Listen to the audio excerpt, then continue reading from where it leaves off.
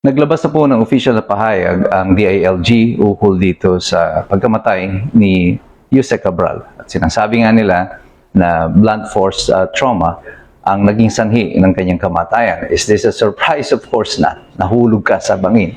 Yan talaga magiging cause of death. But is there something that we need to see or discuss about the way that Malacanang reacted and how DILG is coming up with this supposed findings sa investigation. Ito po muli si Attorney Mike Operario. Pag-usapan po natin yan sa araw na ito.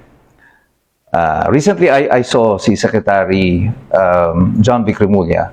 Kasama pa niya si Ronald Llamas sa isa pang personalidad na hindi ko masyadong kilala. Na parang tuwan-tuwa sila nagkukwentuhan tungkol sa mga nangyari sa kamatayan at yung ni Yusek Cabral at yung resulta ng kanilang investigasyon. Sinasabi nga na ito ay blunt force trauma. Na for someone who died supposedly na bahagi ng gabinete at kasama nila ng mga ilang panahon din, pero parang business as usual ito sa kanila. Isa pang medyo hindi tama dito ay yung pagkakatanong kay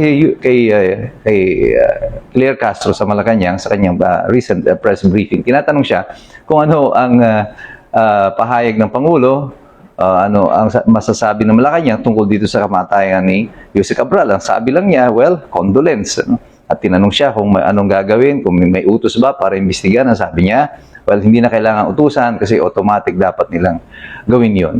Yan ang tinatawag natin na nonchalant response dito sa napaka-importanting issue na ito, considering that Yusek Cabral is a material witness dito sa kontrobersiya sa flood control. And si John Vic Remulla, sa kanyang pahayag, sinasabi niya, wala sila nakikitang foul play. So that would mean that either it is an accidental death or di kaya ay nag-suicide itong si Yusek Cabral and that someone killing her ay out of the picture. Pagamat ganito ang statement, umugong ng mga ilang araw na ang spekulasyon ng mga tao. Paano kung hindi nga yun talaga si Yusek Cabral? Paano kung ito ay pareho ng kaso ni Mary Ann Maslog na nagkunwaring patay para siya ay makatakas sa Amerika? At pinagtatawanan ito ngayon ng mga kagaya nila Ronald Llamas sa conspiracy theorists daw. But it is not a remote possibility. Remember, Mary Ann Maslog was even used by Malacanang against si Alice Go nung hinahanap daw nila si Alice Go at isa sa mga nag-negotiate para sumuko itong si Alice Go sa kanila or malocate nila itong si Alice Go. They were using dead people. Well, so this is nothing new. So kaya hindi ito parang spekulasyon ng mga walang alam o mga baliw. This has happened. This even in the watch of Malacanang, ginamit nila ang isang tao na kagaya ni Mary Ann Maslog. So masisisi ba natin yung mga taong bayan na mag-speculate ng ganito?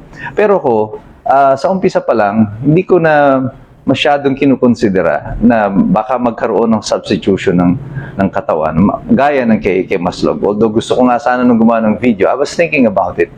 Sabi ko parang mahirap yatang gawin yun because it is too complicated na gawin iyon at this time. Because kung ako ang maaapektuhan ng testimonya ni Yusek Cabral, why do I need to bring her somewhere in the United States or anywhere else in the world? Bakit kailangan ko pa siyang itago, mag-stage pa ako ng death, para ipalabasin po kunyari namatay na siya? That's too complicated. The easier way will just be to get her out of the way. And I had my own theories. Mind you, these are all the theories. Because itong lugar na pinuntahan ni Yusek Cabral, hindi lang niya minsan pinuntahan. This is not a random place. According to the driver, nandun sila ng umaga, tapos bumalik pa sila ng hapon. So it appears that this place is a very specific place. It is not random. It is a very particular place na gustong puntahan ni Yusek Cabral. So bakit niya pupuntahan ito? It's either meron itong sentimental value sa kanya or it brings up sentimental memories kaya gusto yung puntahan, or could this be a rendezvous point? Ito ba ay tagpuan, lugar ng tagpuan? What if someone promised Yusek Cabral na they will do something about her situation. They will stage a death. They will take her out of the country. And she no longer testify. And she will live a long and happy life after this. And what if Yusek Cabral took up the offer and waited for that particular place? But what if this person who made this offer to Yusek Cabral suddenly decided na hindi na stage death ang gagawin, kundi actual death? Because this is easier.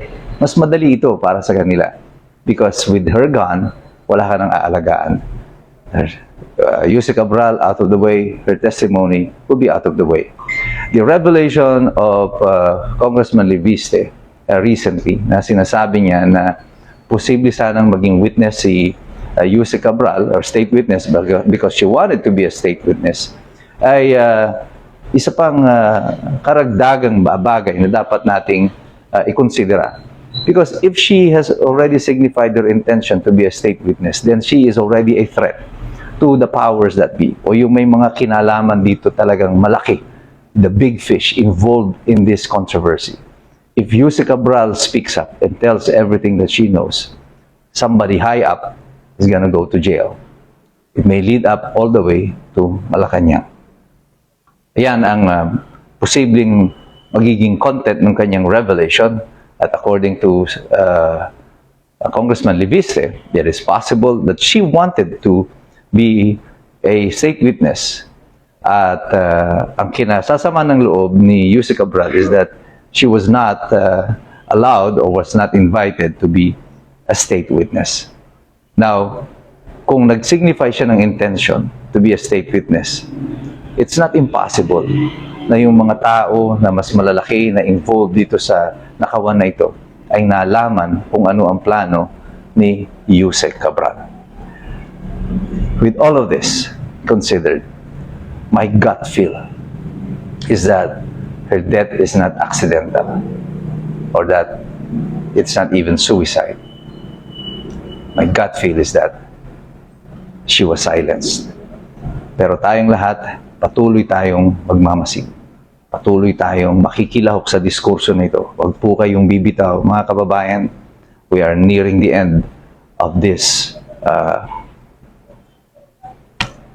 unfortunate event in our history. Isang karimari-marim na yugto ng ating kasaysayan.